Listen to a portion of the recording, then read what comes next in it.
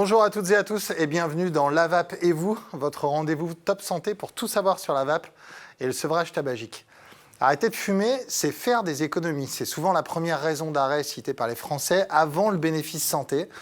Mais arrêter de fumer, ce n'est pas gratuit. Patch, gomme, séance chez le médecin, cigarettes électroniques ou encore médicaments.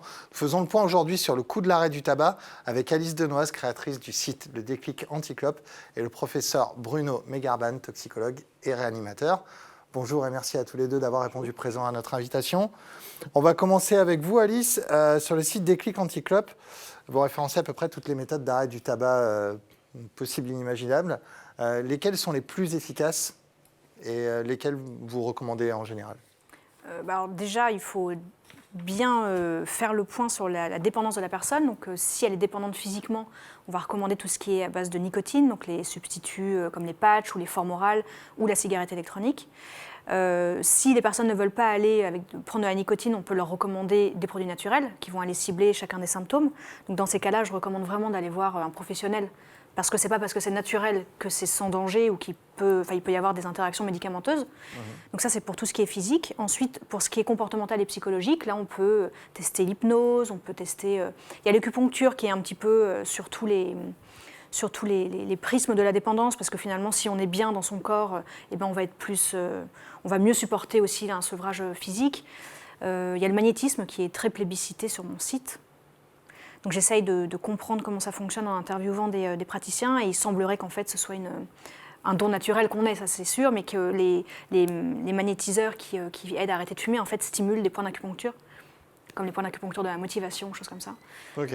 Voilà, donc il y a plein de méthodes possibles. C'est vaste comme champ alors. Voilà, et il faut faire attention un petit peu aussi aux méthodes miracles, parce que dès qu'il y a du miracle, il y a un loup. Est-ce qu'on parlait de toutes ces méthodes d'arrêt du tabac? Fumer, évidemment, ça a un coût qui est très élevé, de plus en plus élevé d'ailleurs avec les taxes qui arrivent. Mais arrêter de fumer, comme on l'a dit en introduction, c'est pas quelque chose qui coûte rien en fait. Ça coûte un certain prix. Qu'est-ce que vous recommandez aux gens qui arrêtent de fumer comme ça pour gérer leur budget arrêt du tabac? Déjà, la première chose très importante, c'est que les substituts nicotiniques sont pris en charge par la sécurité sociale à hauteur de 65% depuis quelques années. Donc c'est vraiment quelque chose sur lequel il faut s'appuyer, sachant qu'en général, le complément est pris en charge par la mutuelle. Donc ça fait quand même un reste à charge zéro. Ouais, un reste léger. Voilà, oui, en tout cas très léger. Et après, moi, ce que je dis aux personnes que j'accompagne, c'est vraiment de comparer les budgets, le budget cigarette et le budget arrêt. Et généralement, le budget qu'on met dans l'arrêt du tabac, il est quand même de courte durée, qu'il soit pour les substituts, qu'il soit pour un accompagnement potentiel avec un tabacologue ou un thérapeute, ou l'hypnose aussi, qui parfois est prise en charge par la mutuelle. Ça peut arriver. Donc il faut vraiment faire le point sur le budget qu'on a et surtout sur le budget qu'on dépensait avant avec le tabac. Ouais, parce que c'est un budget qui est colossal. Maintenant, on est sur de l'ordre de 400 € par semaine, à peu près, pour du tabac. Si on... Ce qui est fou, en fait. Mais quand les gens réalisent combien ils mettent dedans, ça leur fait un petit choc. Petit à petit, on ne s'en rend pas compte, mais au fur et à mesure, ça fait pas mal. Docteur Megarban, j'avais une question pour vous au niveau des substituts nicotiniques. Est-ce qu'on peut s'empoisonner avec une surcharge ou une surdose de substituts nicotiniques, à savoir les patchs? Est-ce qu'on met trop de patchs ou on mange trop de gomme ou on vape trop? Est-ce que, d'un point de vue toxicité, est-ce qu'on peut avoir des problèmes avec ça? Alors, on va dire, dans le tabac, il y a beaucoup de produits qui sont dangereux, mais ce n'est pas la nicotine en soi qui va poser les problèmes. La nicotine, simplement, va créer la dépendance, parce qu'en fait, elle va activer les centres de l'addiction, les circuits de la récompense, et donc, effectivement, on va avoir envie, lorsqu'on manque de nicotine, de vouloir refumer. Et donc, les patchs de nicotine ou les substituts nicotiniques vont permettre d'éviter d'avoir besoin de recourir à la cigarette, puisque on va recevoir la récompense, et donc on n'aura pas besoin d'en chercher une par ailleurs.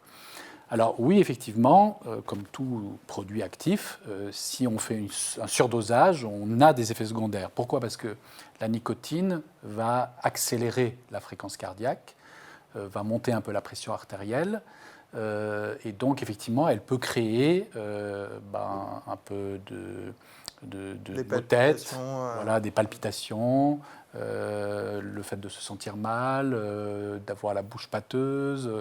Donc oui, il y a une toxicité. Ceci étant dit, elle est relativement, on va dire, limitée, sauf évidemment se couvrir le corps ou faire un surdosage massif en nicotine. Là, oui, on peut se retrouver, y compris dans un service d'urgence, mais comme tout autre médicament. Donc, c'est déjà arrivé ça? Vous avez déjà eu des gens qui ont été acceptés aux urgences à cause de substituts? Alors non, quand même, ça reste rare. C'est plutôt des petits accidents. Mais rarement, je n'ai pas eu de cas de surdosage, notamment à but suicidaire en mettant des patchs de nicotine. Ça montre bien quand même que la marge thérapeutique de ce produit reste relativement bonne. Il faut vraiment beaucoup de quantité pour avoir une intoxication qui amène en réanimation. Des problèmes, on va vomir, on va avoir mal à la tête ou avoir des nausées, mais pas... Voilà, mais à nouveau, c'est-à-dire que si vous avez un produit qui, en surdosage, ne donne aucun effet, on pourrait avoir un doute sur le fait que ce produit contienne un principe actif. Comme vous le savez, la toxicité, c'est une histoire de dose uniquement. Le poison, c'est la dose.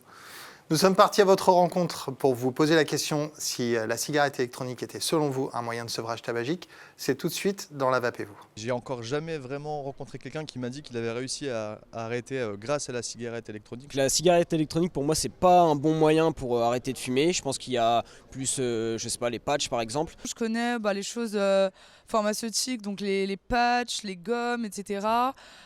Pour moi, la vape est un moyen, je pense, qui peut faire sortir du tabac. Pour ma part, j'ai arrêté de fumer des cigarettes pour le coup. Je pense que ça peut être un bon moyen d'arrêter de fumer progressivement. Dès lors où on a substitué quelque chose, pour moi c'est pareil.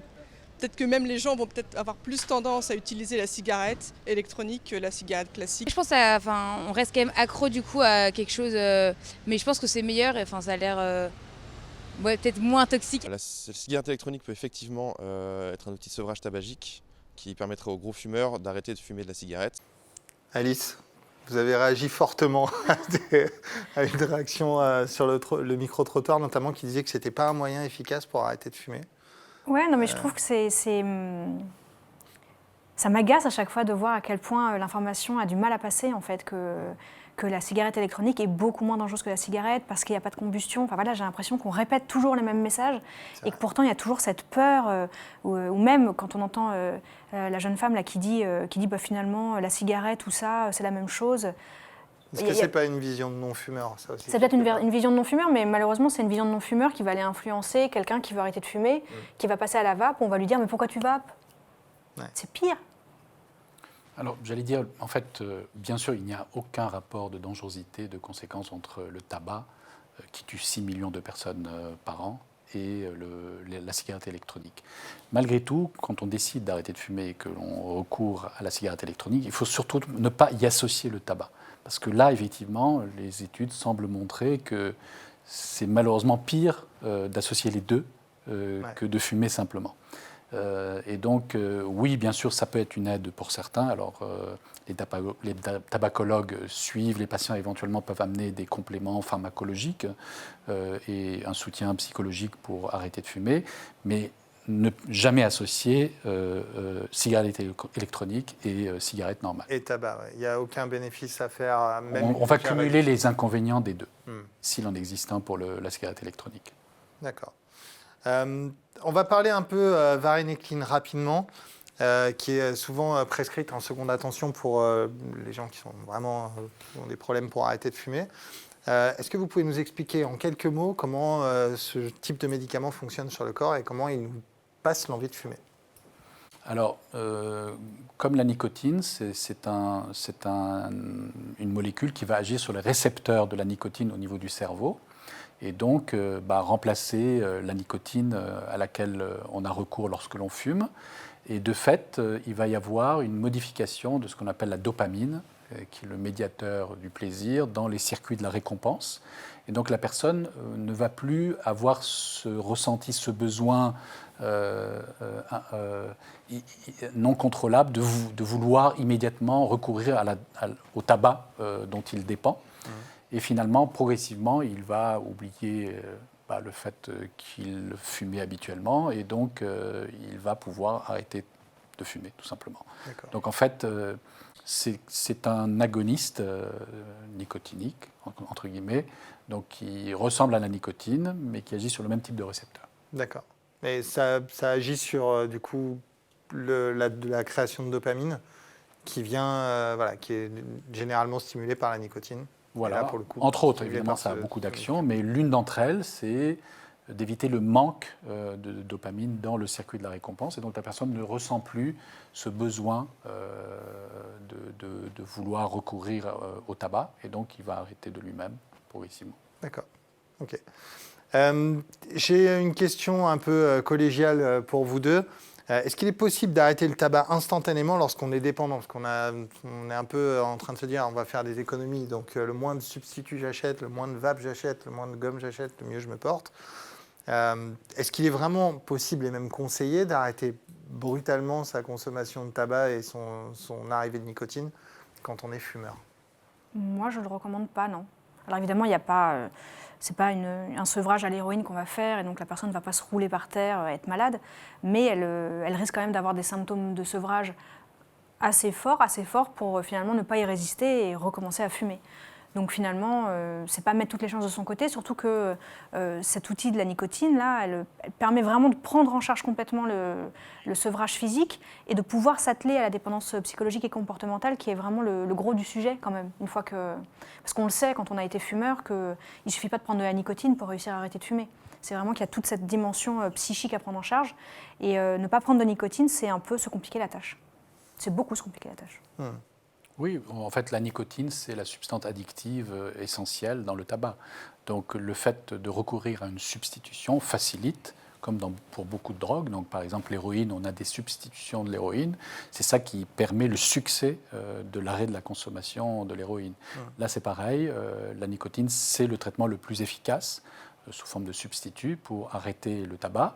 Mais évidemment, toute addiction n'est pas qu'un phénomène pharmacologique. Donc il y a évidemment d'autres problématiques psychologiques, personnelles, qui sont souvent entremêlées. Donc d'abord, il faut traiter la dépendance pharmacologique et après, très rapidement, pouvoir régler tous les problèmes annexes. Le mode de vie, qui aussi facilite le passage à la consommation de la substance à laquelle on est addict. Merci Alice et merci Bruno de vous être rejoints à nous pour cette émission. Rappelez-vous que quel que soit le moyen de sevrage que vous aurez choisi, il restera toujours infiniment moins cher que le tabac et il sera toujours infiniment moins nocif. Économisez votre argent et votre santé et je vous retrouve très vite sur Top Santé TV pour un autre épisode de La Vape et vous. Excellente journée.